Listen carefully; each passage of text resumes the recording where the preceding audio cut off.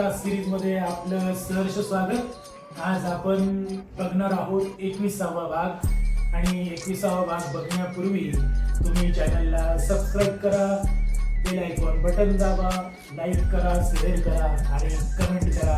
चला तर मग एक सुंदरशी कविता या ठिकाणी सादर करूया।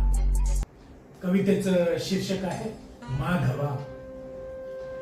पुष्प सुमने वाहतो चरणी तुझ्या माधवा, चंदन टिळा लावतो कपाळी तुझ्या केशवा।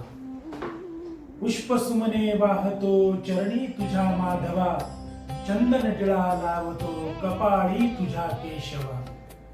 तत्र तत्र सर्वत्र माझा कृष्ण राहू दे, तूच पालनहार रे तुझे स्तोत्र गाऊ दे। अत्र तत्र सर्वत्र माझा कृष्ण राहू दे, तूच पालनहार रे तुझे स्तोत्र गाऊ दे। कामधंदा तूच माझा अन तूच वजा बाकी, कामधंदा तूच माझा अन तूच वजा बाकी। तूच माया तूच काया जय कृष्ण मुरारी की, तूच माया तूच काया जय कृष्ण मुरारी की।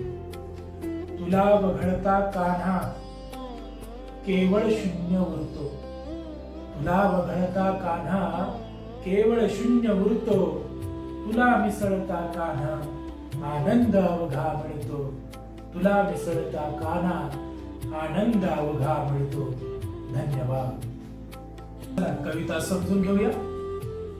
पुष्पसुमने वाहतो चरणी तुझ्या माधवा, चंदन टिळा लावतो कपाळी तुझ्या केशव। जेव्हा पूजेला बसतो तेव्हा तू जणू काही बोलतोयस असं वाटतं, आणि पुष्प तुला वाहतो, चंदन टिळा लावतो। तर ही जी पूजा आहे या पूजेमध्ये खऱ्या अर्थाने तू अगदी समोर मित्रासारखा बसलेला आहे असं वाटतं। म्हणून अशी सुरुवात या कवितेची केलेली आहे। आणि अत्र तत्र सर्वत्र माझा कृष्ण राहू दे अशी माझी इच्छा आहे की तू सर्वत्र आहे, शेजारी आहे, पाजारी आहे, माझ्या कामात आहे, धंद्यात आहे, अशा सगळ्या ठिकाणी तुझा अंश जो काय आहे तो भरलेला राहू दे असं मला म्हणायचं। तूच पालनहार रे तुझे स्तोत्र गाऊ दे,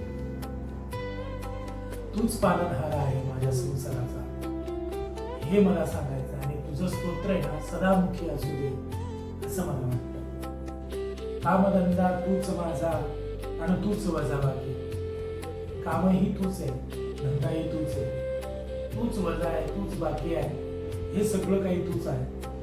तूच माया तूच काया जय कृष्ण मुरारी। आणि सर्व काही शरीर असेल म्हणजे चराचरात आपण जसं म्हणतो ना तसं संसाराच्या चराचरामध्ये तूच सामावलेलं आहे असं मला वाटतं। आणि तुला जर वगळलं ना तर केवळ जीवनात शून्य आहे असं मला वाटतं, आणि तुला जर मिसळलं ना तर अवघा आनंद आहे। तो आनंद करतो की परिस्थिती कशी असेल, अनुकूल असेल, सानुकूल असेल, अशा परिस्थितीमध्ये सुद्धा तू जर बरोबर असला ना, तुला जर मिसळलं ना तर जीवनाचं सोनं आहे, आनंद आहे हे मला सांगायचं आहे। अशी ही छोटीशी कविता माधवाला अर्पण केलेली आहे, ती तुम्हाला निश्चितच आवडली असेल। धन्यवाद। अशा या सुंदरशा कवितेसोबत आपला 21वा भाग या ठिकाणी समाप्त होत आहे। लवकरच भेटूया 22व्या भागामध्ये, तोपर्यंत धन्यवाद।